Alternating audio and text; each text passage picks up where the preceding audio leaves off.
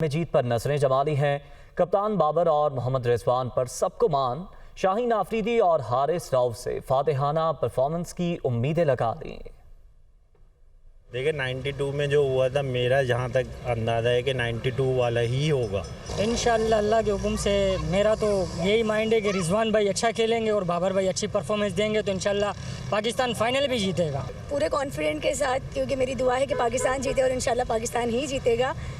اور میرے بیٹے کو کیونکہ بہت زیادہ پسند ہے بابر سے، اس کو بہت زیادہ لگاؤ ہے اور ہمارے گھر میں تو ایسا ہو رہا ہوتا ہے کہ جیسے واقعی میں ہمارا گھر ہی گراؤنڈ بنا ہوا ہے۔ مجھے شاہین شاہ آفریدی سے بڑی امید ہے، حارث رؤف سے بڑی امید ہے کہ بہت اچھا بالنگ کر رہا ہے آؤٹ آف فارم میں، اور بیٹنگ میں بابر اعظم اور رضوان تو ماشاءاللہ چل ہی رہے ہیں، ساتھ میں شان مسعود بھی اچھا کھیل رہا ہے، حارث بھی اچھا کھیل رہا ہے۔ انشاءاللہ ٹیم ہماری جیتے گی۔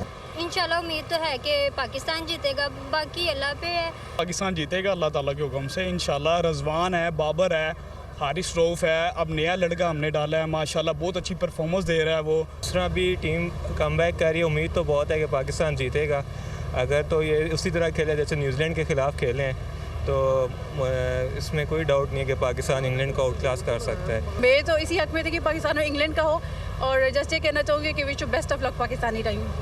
ہم بہت زیادہ ایکسائٹیڈ ہیں کہ ہماری ٹیم جو ہے وہ فائنل میں پہنچی ہے، اور ہمیں اپنی ٹیم سے بہت زیادہ امیدیں ہیں، انشاءاللہ ضرور پاکستان جیتے گا۔ پاکستان کی ٹیم فائنل میں چلے گئی ہے اور بہت اچھی امیدیں ہیں، ہوپ فار دا بیسٹ۔ جس طرح سے پاکستان ٹیم نے کم بیک کیا اور جتنی اچھی کرکٹ کھیلی ہے انہوں نے لاسٹ 4 میچز میں، تو ایکسپیکٹیشنز کافی زیادہ ہیں، تو بالکل چاہتے ہیں ہم کہ پاکستان فائنل جیتے اور انشاءاللہ پاکستان جیتے گا۔ میں یہی کہنا چاہوں گی کہ آئی وش کہ پاکستان جیتے، اللہ تعالیٰ پاکستان کو عزت دے، اور جس طریقے سے انگلینڈ نے انڈیا کو ہرایا ہے پاکستان اب انگلینڈ کو ہرائے۔ ہم لوگ بہت زیادہ جو ہے خوش ہیں، اور اوبویسلی پاکستان جو ہے ورلڈ کپ میں فائنل میں پہنچا ہے، اور سیمی فائنل بہت اچھی انہوں نے اپنی پرفارمنس دی ہے، تو ہم لوگ جو ہے دعا بھی کر رہے ہیں کہ وہ لوگ جیتے۔ میں دبئی سے اسپیشلی فائنل کرکٹ میچ دیکھنے آیا ہوں، اور ہم پر امید ہیں کہ میچ ہوگا اور انشاءاللہ پاکستان ٹرافی لے گا۔ انشاءاللہ میچ ہوگا اور ہم انشاءاللہ جیتیں گے اور ورلڈ کپ پاکستان جا رہا ہے۔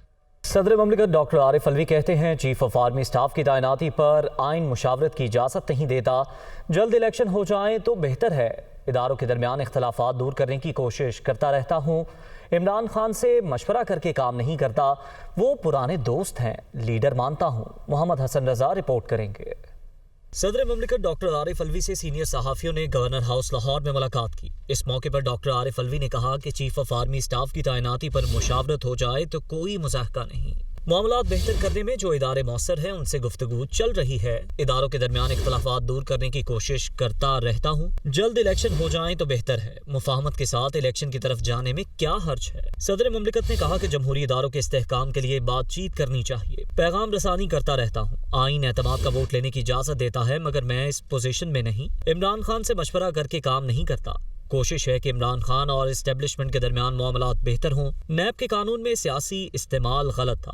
صدر عارف الوی کا مزید کہنا تھا کہ کنٹینر بنے تو تجارت کے لیے تھے مگر ہم نے دنیا کو اس کا نیا استعمال بھی سکھا دیا۔ ایف آئی اے نے سینئر صحافی ارشد شریف کی پوسٹ مارٹم رپورٹ ان کی والدہ کے حوالے کر دی۔ رپورٹ کے مطابق ارشد شریف کے جسم پر تشدد کے نشانات پائے گئے۔ دنیا نیوز کے programme on the front with Kamran Shahid کی خبر درست ثابت ہو گئی۔ اینکر پرسن کامران شاہد پہلی بار تشدد کے مستند شواہد منظر عام پر لے کر آئے۔